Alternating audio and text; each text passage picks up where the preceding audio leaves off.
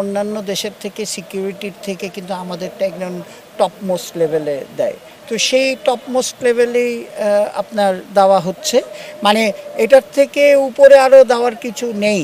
আমার কথাটা বোঝেন। সেটা টিমের সাথে এসকোর্ট আছে, পুলিশ আছে, গানম্যান আছে, র্যাব আছে, সবাই থাকবে।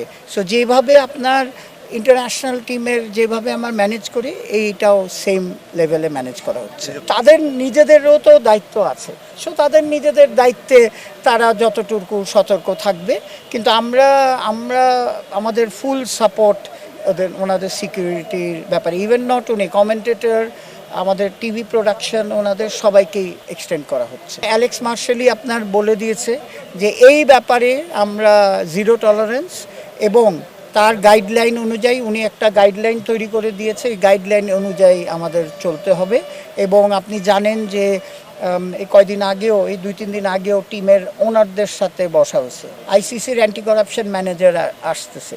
তো সুতরাং আমাদের ইউনিটটাও থাকবে, আইসিসির অ্যান্টি করাপশন ইউনিটও থাকবে, প্লাস সিআইডি। কালকে সিআইডির সাথে আপনি জানেন আমাদের একটা বড় মিটিং আছে, একটা এমওইউ সই হচ্ছে, সিআইডির লোকজনও থাকবে। আমরা তো ধরেন চোর আসবে, চোর চুরি করার আগে তো থামাতে হবে। So that is the process what we are following. সারা ওয়ার্ল্ডে যেটা প্রসেস ফলো করে, এখন পর্যন্ত ঢাকায় করা বা এটা শিফট করার কোনো আলাপই হয়নি। এটা আমি আপনাকে ক্লিয়ারলি বলে দিই যে আমাদের প্রোগ্রাম যেভাবে আছে সেইভাবেই হবে। এটাই বলেন, এটাকে হাত দেওয়ার কোনো সুযোগই নাই।